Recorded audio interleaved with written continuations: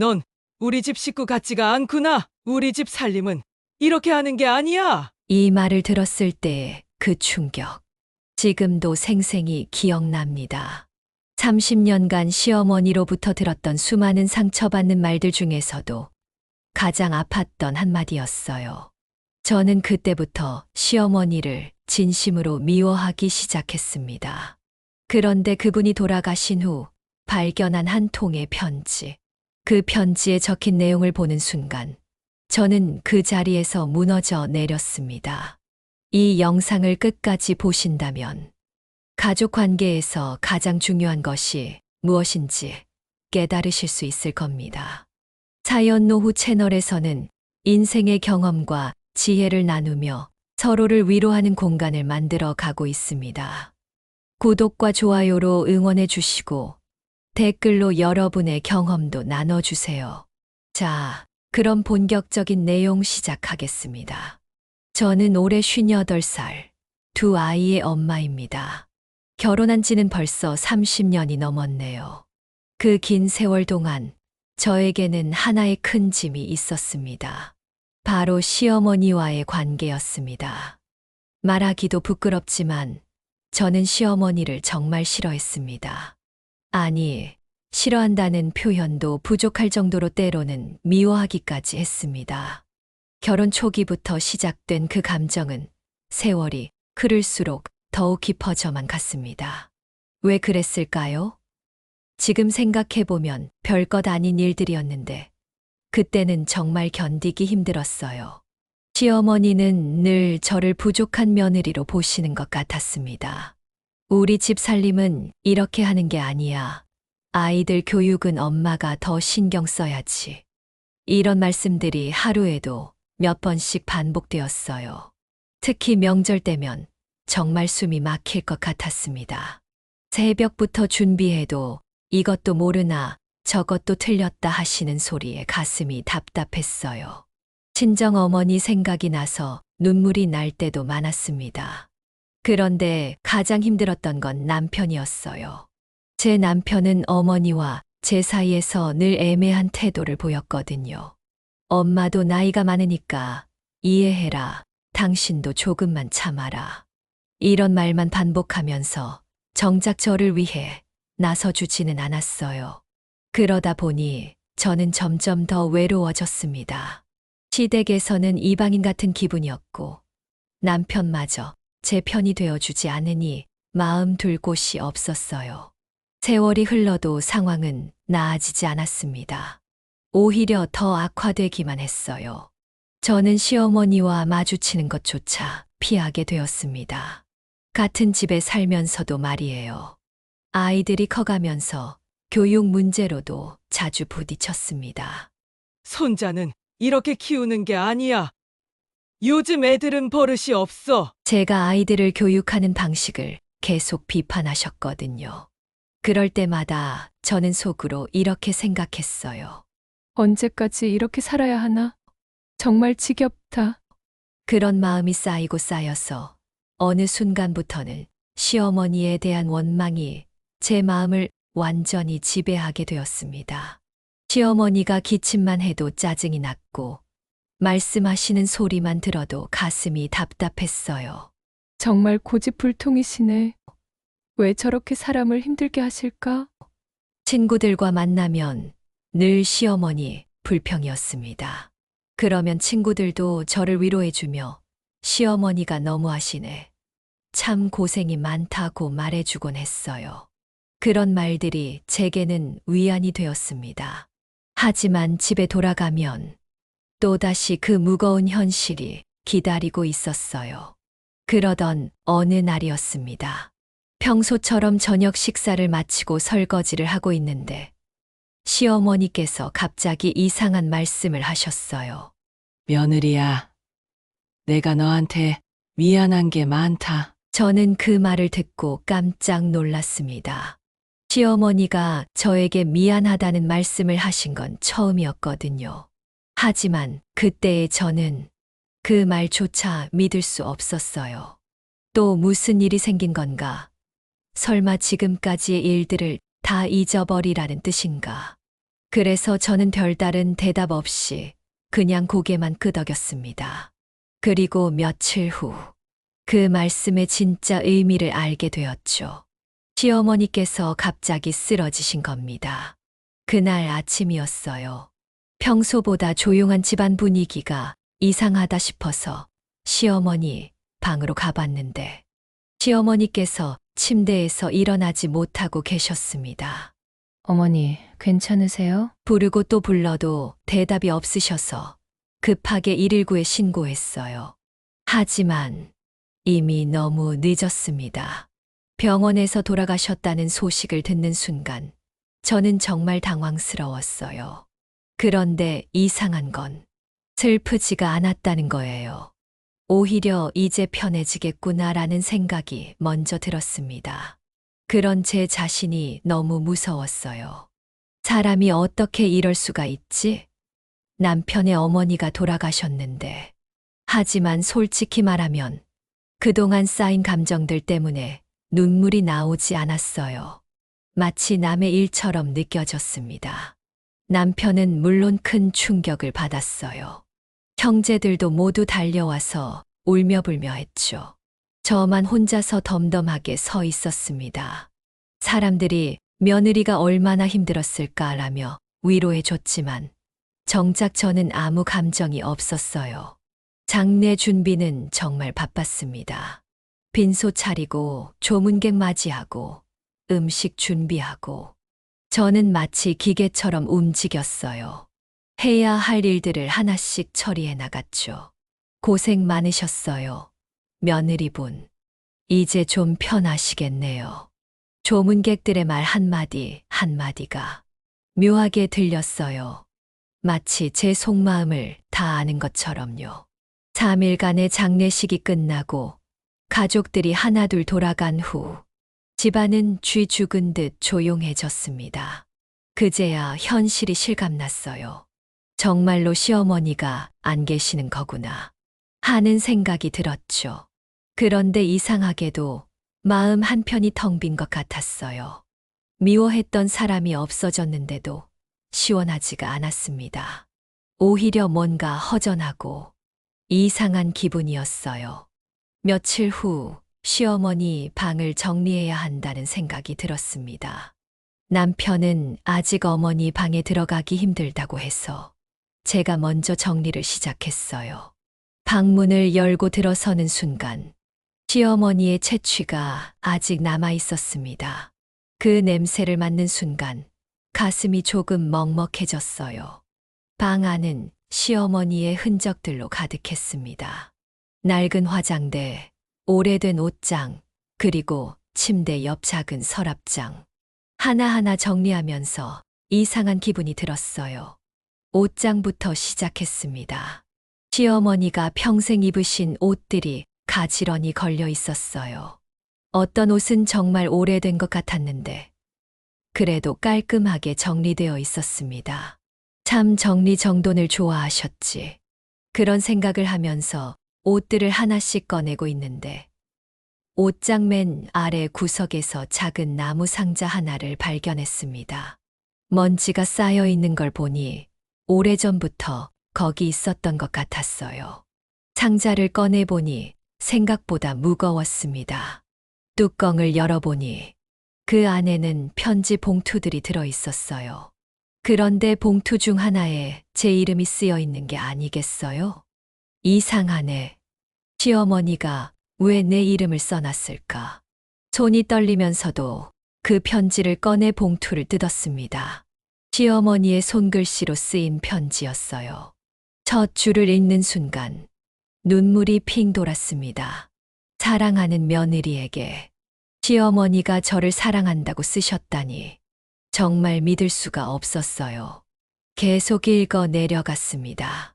며느리야, 이 편지를 내가 읽고 있다는 건 아마 내가 이 세상에 없다는 뜻이겠지. 그동안 너한테 미안한 말, 고마운 말 제대로 하지 못해서 이렇게 편지로 남긴다. 사실 나는 너를 미워한 적이 단 한 번도 없었단다. 오히려 고마웠어. 내 아들을 이렇게 잘 돌봐주고 손자들을 이렇게 예쁘게 키워줘서 말이야. 그런데 왜 그렇게 매정하게 굴었냐고? 그건 내가 부족해서였어. 며느리한테 어떻게 마음을 표현해야 할지 모르겠더라고. 친정 어머니처럼 따뜻하게 해주고 싶었는데 자꾸 딱딱한 말만 나왔어. 특히 명절 준비할 때 너 혼자 고생하는 걸 보면서도 도와주기는커녕 잔소리만 했지. 정말 미안하다. 며느리야. 편지를 읽으면서 눈물이 계속 흘렀습니다. 이런 마음이셨다니 전혀 몰랐어요. 편지는 계속 이어졌습니다. 너는 정말 대단한 며느리야. 내 아들보다 훨씬 더 의젓하고 현명하더라. 아이들한테도 엄하면서도 따뜻하게 대해주고 나는 그런 너를 보면서 늘 부러웠어. 내가 너만큼 아이들을 잘 키웠나 싶어서 자꾸 간섭하게 됐나 봐. 미안하다. 사실은 너한테 배우고 싶었던 건데 괜히 선배 행세를 하려다 보니 잔소리꾼이 되어버렸네. 그리고 명절 때 말이야. 너 혼자 고생하는 모습을 보면서 마음이 아팠어. 도와주고 싶었는데 괜히 나서면 내가 더 부담스러워할까봐 걱정됐거든. 그래서 자꾸 이렇게 해라, 저렇게 해라 하면서 잔소리만 했지. 정말 바보 같은 시어머니였지? 고마운 마음을 고맙다고 말하지 못하고 사랑하는 마음을 사랑한다고 표현하지 못하고 며느리야.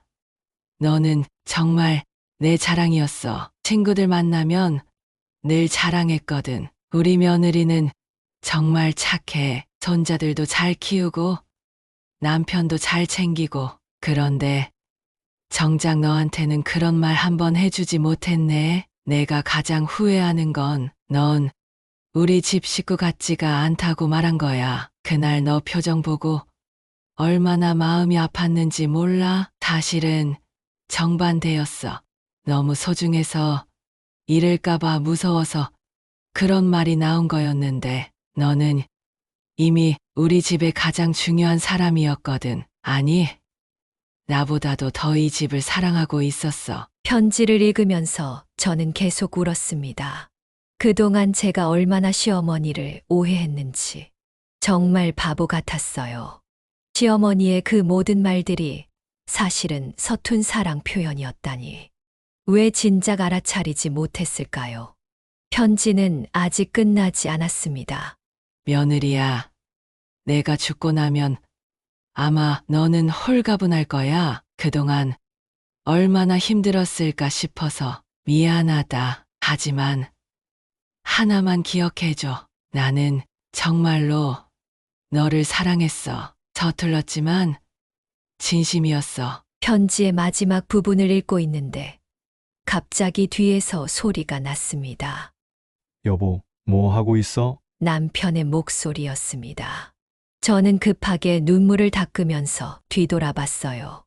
아, 어머니 방 정리하고 있었어. 남편이 제 손에 들린 편지를 보더니 말없이 다가왔습니다.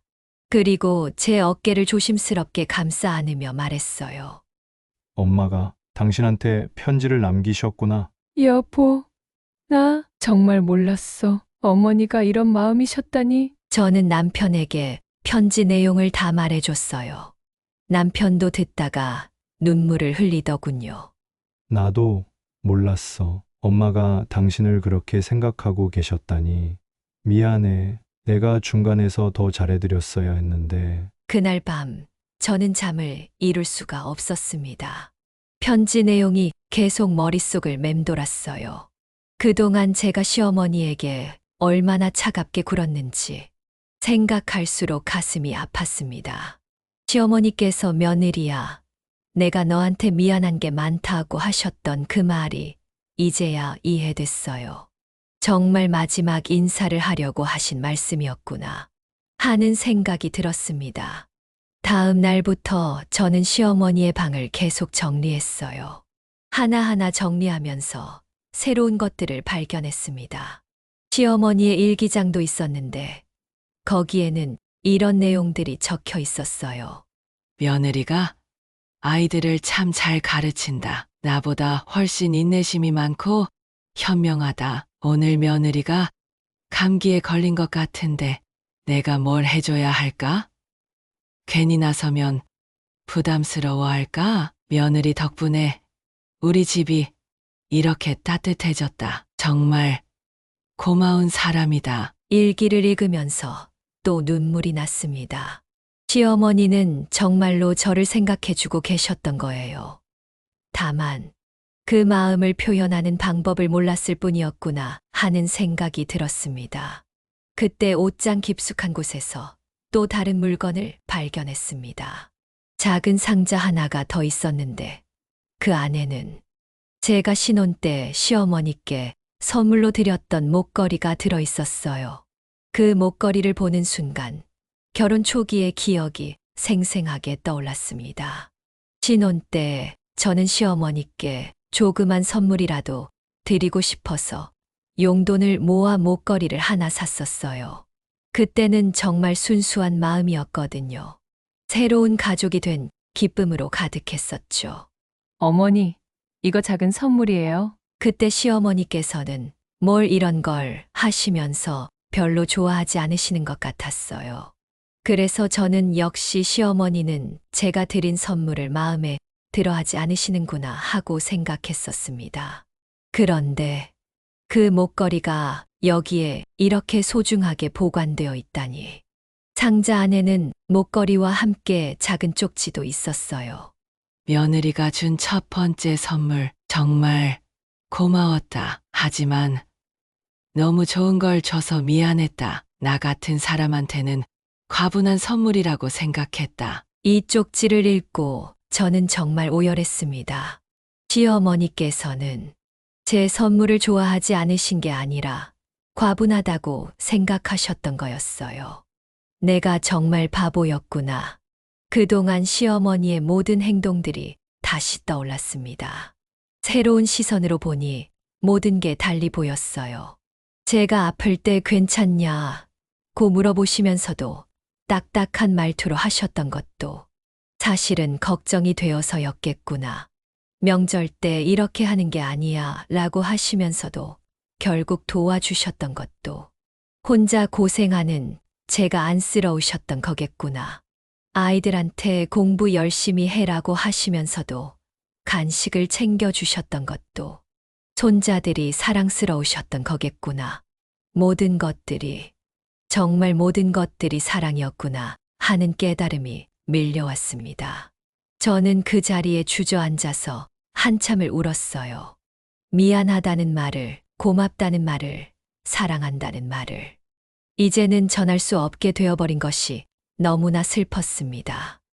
어머니, 정말 죄송해요. 왜 진작 알아차리지 못했을까요? 시어머니께서 돌아가시기 전에 마지막으로 하신 말씀이 계속 귓가에 맴돌았어요.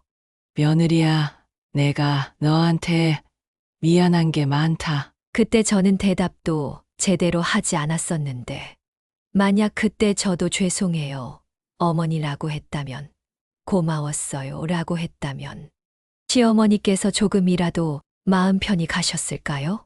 그날 이후로 저는 완전히 달라졌습니다. 시어머니가 안 계신 집이 이렇게 조용하고 허전할 줄은 몰랐어요. 이상하게도 그리워지기 시작했습니다. 미워했던 사람이 그립다니 정말 아이러니했어요. 시어머니의 방을 그대로 두었습니다. 가끔씩 들어가서 그분의 흔적들을 보며 대화를 나누곤 했어요. 어머니, 정말 죄송해요. 제가 너무 못된 며느리였어요. 어머니가 그렇게 저를 사랑해 주셨는데 왜 몰랐을까요? 혼자서 이런 말들을 하면서 눈물을 흘렸습니다. 남편도 제가 달라진 걸 알았어요. 어머니가 살아계실 때는 그렇게 피하고 싶었는데 이제는 보고 싶어.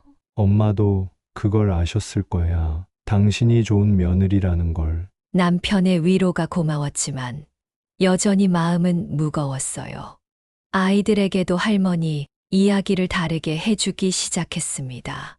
할머니가 정말 너희들을 사랑하셨단다. 엄마가 그때는 몰랐는데 할머니는 정말 따뜻한 분이셨어. 엄마, 할머니 보고 싶어. 아이들의 말에 더욱 마음이 아팠습니다. 할머니의 진짜 모습을 보여드리지 못한 것이 아이들에게도 미안했어요. 며칠 후 저는 시어머니 산소에 다녀왔습니다.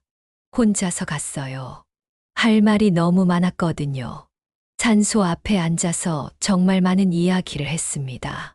바람이 살랑 불어오는 것이 마치 시어머니께서 대답해 주시는 것 같았어요. 그 후로 저는 많은 것들을 바꿔나갔습니다. 시어머니가 좋아하셨던 꽃을 집에 심었어요. 그리고 살아계셨다면 좋아하셨을 것들을 하나씩 실천해 나갔어요. 시어머니의 친구분들도 찾아뵈었습니다. 그분들에게서 시어머니에 대한 또 다른 이야기들을 들을 수 있었어요.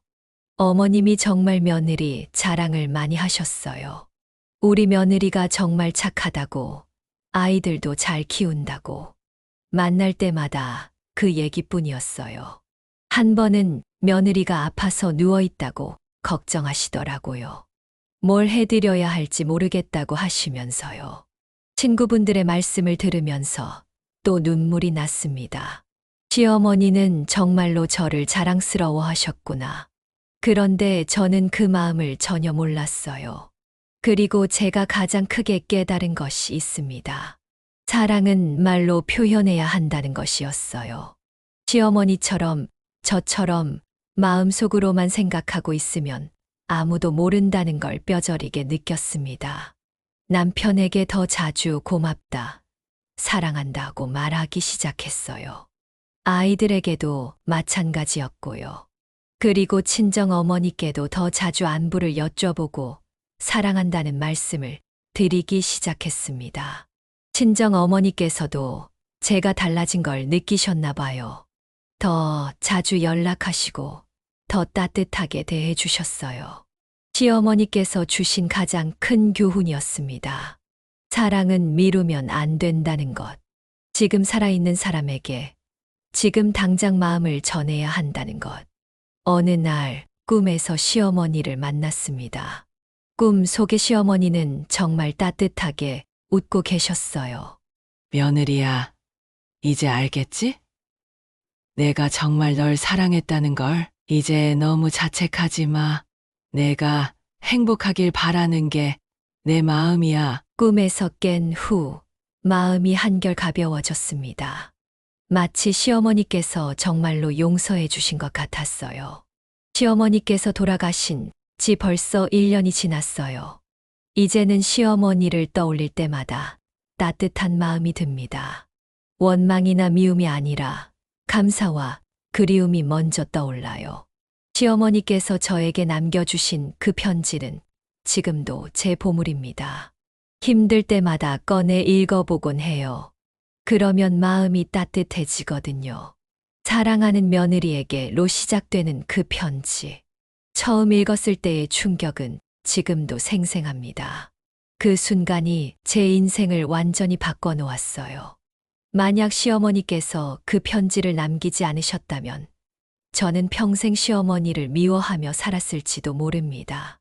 그리고 그 죄책감에 시달렸을 거예요. 하지만 시어머니께서는 마지막 순간까지도 저를 생각해 주셨어요. 제가 죄책감에 시달리지 않도록, 진실을 알 수 있도록 편지를 남겨주신 거죠. 마지막 순간까지도 저를 사랑해 주신 분이었어요. 여러분께 꼭 드리고 싶은 말씀이 있습니다.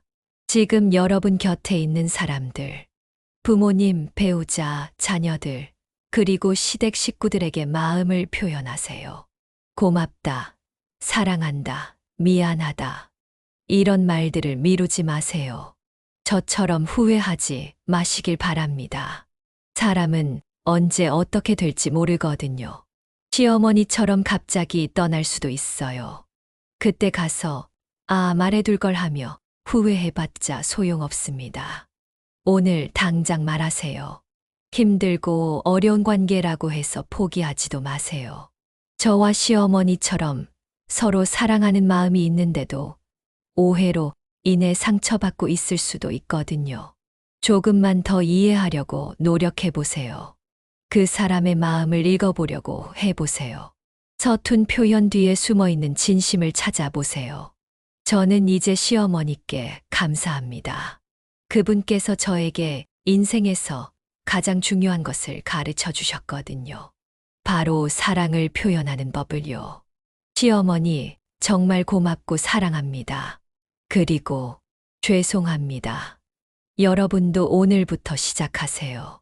사랑하는 사람들에게 마음을 전하는 걸 말이에요. 그것이 제가 이 아픈 경험을 통해 여러분께 전하고 싶은 메시지입니다. 구독과 좋아요 부탁드리며 오늘 이야기 마치겠습니다. 감사합니다.